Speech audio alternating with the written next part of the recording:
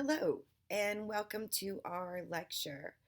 Today we are going to spend some time really looking at Anthony Johnson and race in early colonial America, so roughly 17th century to the beginning of the 18th century. And it's important to look at these two historical figures for a couple of reasons.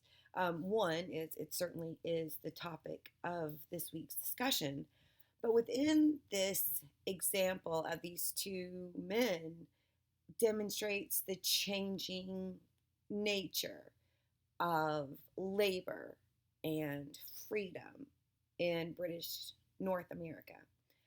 When we look at Anthony Johnson, his life as first an enslaved African man and then as a free man of color demonstrates to us that during that particular time, race was much more fluid and class was the most important signifier of whether one was considered free or whether one was either enslaved or an indentured servant. Within Anthony Johnson's lifetime, that switch begins where the most important signifier of freedom is race. So John Cassor is going to give us a very different example. We're going to see that changing written laws in British North America dictates that he is enslaved no matter what, legally, right? And that is forever. And it's also going to be something, a status passed down to children. So within these two very interesting examples, we start to see how these changes and what we call the codification of enslavement creates a new permanent slave class and caste in British North America. All right, so this is a continuation of these themes, right? I hope you're picking up on some of these common themes in colonial America, which is rebellion, which is labor, which is exploitation of labor, right? But before we begin, let me show you this quick animation of enslavement. So enslavement begins in British North America in the early 1600s and other parts of the Western Hemisphere even quicker, even earlier rather, in the 1500s. So let's take a quick look at this digital history of African enslavement. Beginning in the 1560s and ending right after the American Civil War.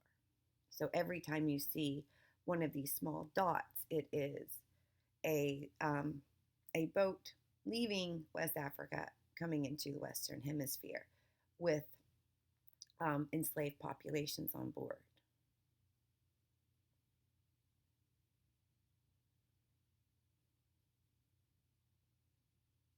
So now it's starting to come to North America with colonies right along the Atlantic seaboard, here and here.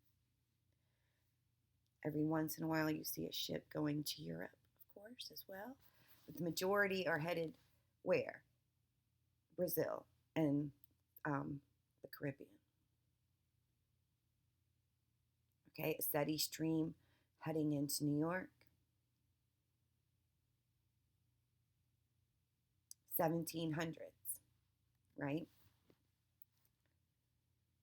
Again, similar patterns, and now something is going to start to sort of shift. Whoa.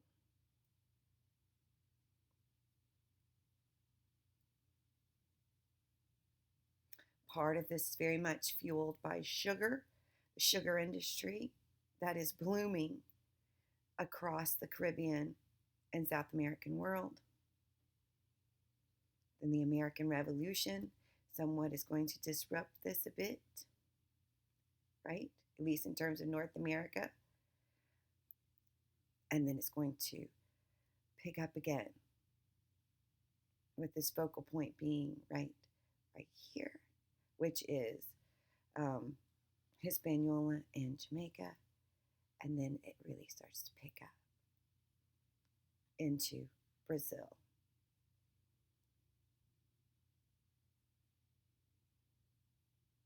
International law has stopped the U.S. bringing in more enslaved peoples, although it does happen. Oh, there's going to 1860. So a visual representation of this can often be highly illuminating. And again, I encourage you to go back and look at it again. I apologize for my cold too. Living in the time of this virus. All right, so a few things moving forward. First, right, as soon as British colonists arrive in the colony of Jamestown in the early 1600s, they immediately encounter a labor problem.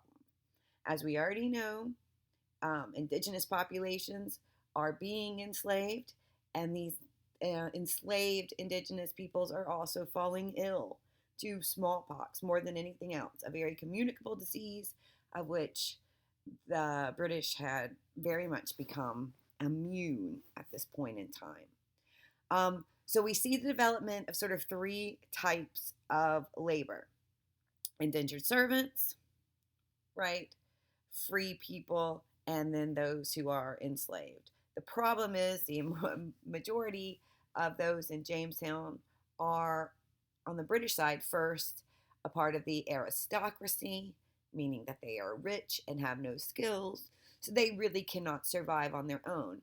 So they increasingly come to either A, enslave indigenous populations, or they start to bring labor over from Europe, white labor, known as indentured servants. And an indentured servant leaves some country in Europe with their passage paid for, with the idea that they would work for someone for approximately 7 years. Once they pay their debt, they will become free. So what we have, at least in Anthony Johnson's lifetime, right, is that he will be considered an indentured servant, even though he is African. So this is going to change over time. This is the key. But first, I want to show you some of these slides, which I think are helpful. Typically, I don't use someone else's slideshow, but this one I thought was quite illuminating, and it goes right along with the chapter you're reading this week. And it also uses W.E.B. Du Bois, who is the preeminent scholar of Atlanta University, who's writing about this even in the early 20th century, about what's going on in terms of race and colonial America. And Zen asks, sort of, how does it start and how might it end in terms of the enslavement of Africans? And Africans are selected for a number of reasons, one of which was their ability to farm and the sort of surplus agricultural systems that were the backbone of these expansive, prolific African civilizations. So part of this proliferation of enslavement based on sugar is because Africans are the only ones who really understand at this point in time what it takes to create, these powerful civilizations based off agriculture. But anyway, we can perhaps talk about that in much more specificity if you take another course of mine. But Zen asks, how did it start? How might it end in terms of African enslavement? And at this time, like I said, those from Africa are often considered to be on the same social plane as white indentured servants. And other times they're treated quite differently. and we'll see how these laws change over time. So what we see happening in British North America is not the cultivation of sugar, right? The sugar crops that are going to be grown across Jamaica and Haiti and South America. Sugar's hard to grow in North America. So instead, we see tobacco. And why is tobacco profitable? Well, of course, it's addictive. You can use it to substitute for food. It has medicinal properties. And you can, engage with it. You can smoke it. You can chew it in a variety of ways. You can smoke a pipe. Eventually, the cigarette will be created, pre-rolled. So there's a number of uses for tobacco. And again, people around the world had yet to discover it. So with this introduction of something new, it also has a global effect on the want for this. Again, the first thing that these quote unquote Virginians or the British colonists in Virginia are going to encounter is they're going to need lots of labor. And again, with the slow development of cross-cultural encounter already going on between Western European nations and kingdoms across sub-Saharan Africa, we are going to see a much more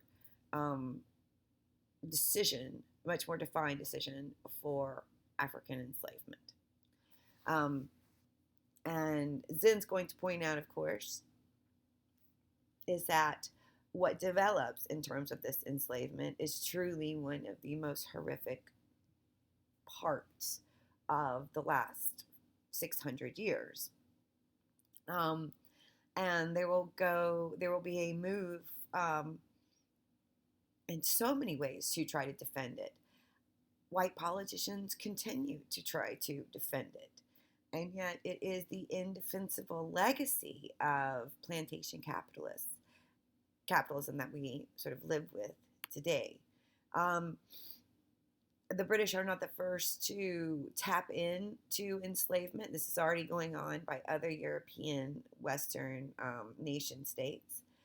But the United States, once it becomes an independent country, is going to very much become increasingly dependent on an enslaved class of people. All right.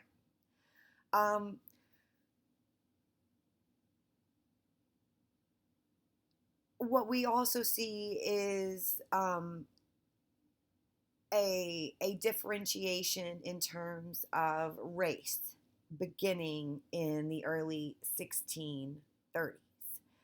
In 1639, a law is passed that all persons but Negroes were to get arms. So this is a clear indication that laws based on race are in the works, and they are going to become much more severe over time.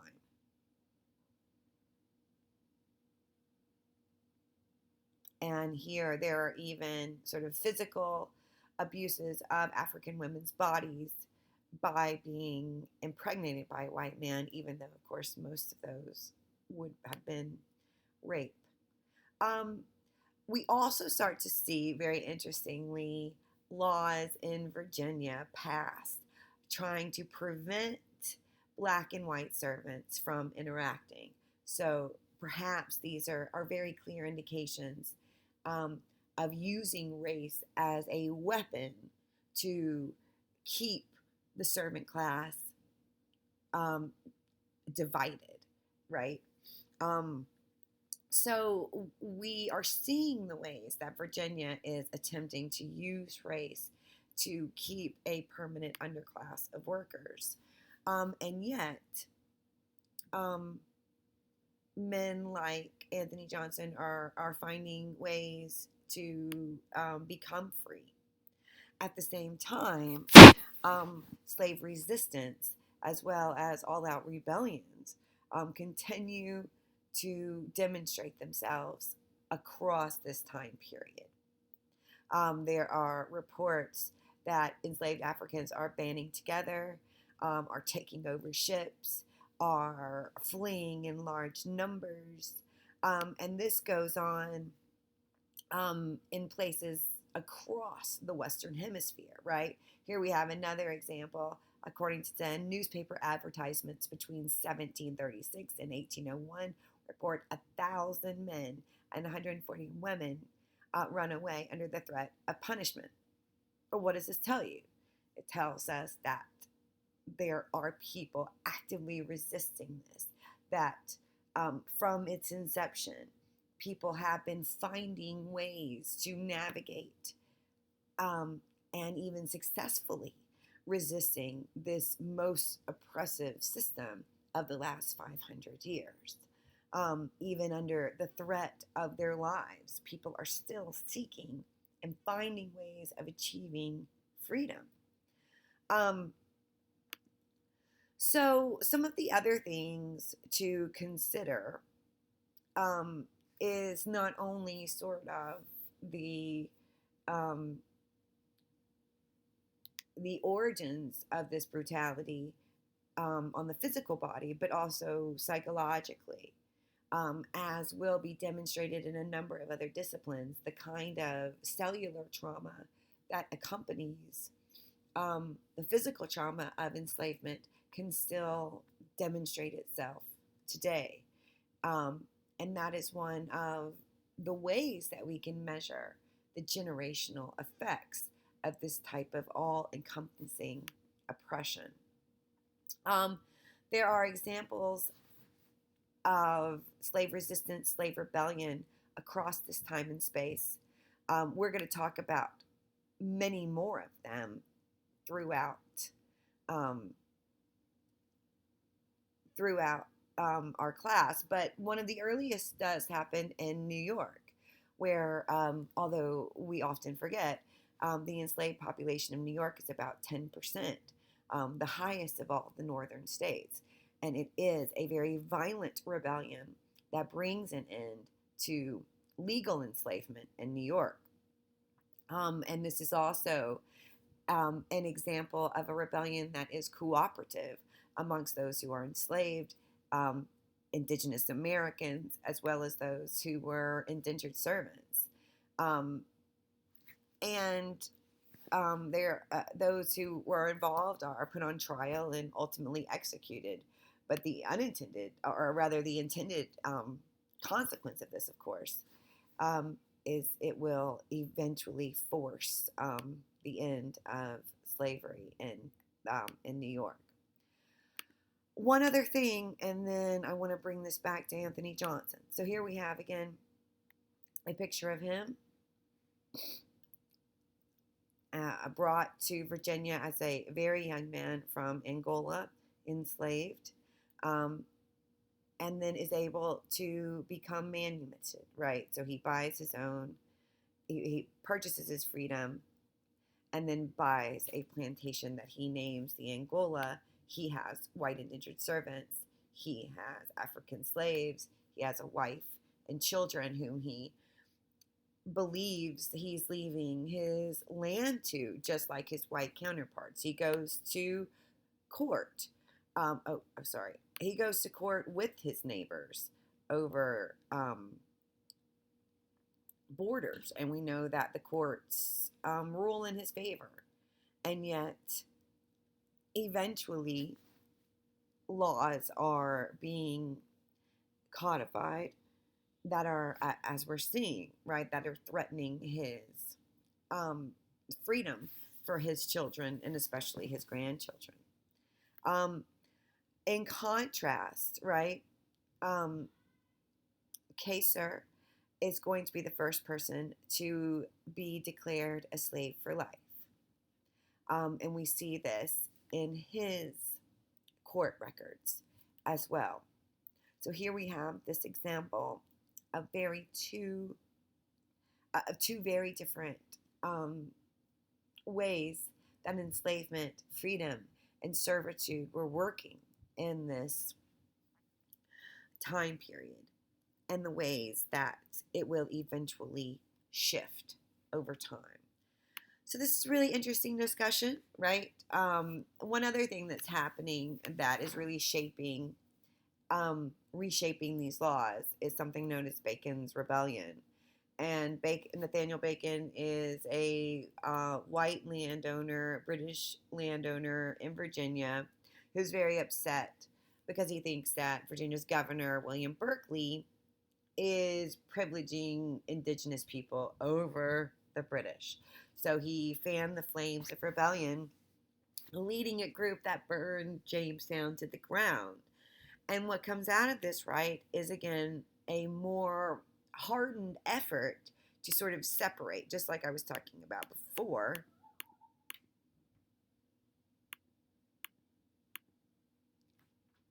white servants and enslaved Africans. So we're going to see more of these laws, right, forbidding interaction, um, trying to prevent miscegenation. Of course, that does not um, apply to rape, of course, right? So always know that. Um, and a number of other sort of measures to, here we go, right? Having different punishments for those who are of black skin versus those who are of white skin. So all of these things begin to create, again, a permanent black um, enslaved population, and having a mechanism for indentured servants to sort of to tap into whiteness in order to become citizens and ultimately different, right? Accepted, non-accepted, free versus unfree. So this is what we start to see. And it's interesting to look at this time period, like I said, because there's rebellion occurring across every part of society, which is one of the parts of Zen that he is able to discuss and discuss very well. Poor people are rebelling. Indigenous people are rebelling. Those who are enslaved are rebelling. Sometimes they're working together, sometimes they're not. Women are trying to control their livelihood. And of course, prostitution is a issue that really sort of demonstrates all these other problems in society, as it's one of the only ways women can earn money, and yet it doesn't fit within the spectrum of ideas about white masculinity that are carefully crafted. So we're going to talk more specifically about sexuality next week. So go over this, look at these various aspects of the lecture, especially after readings and then post your response. And I look forward to reading what you all have to say.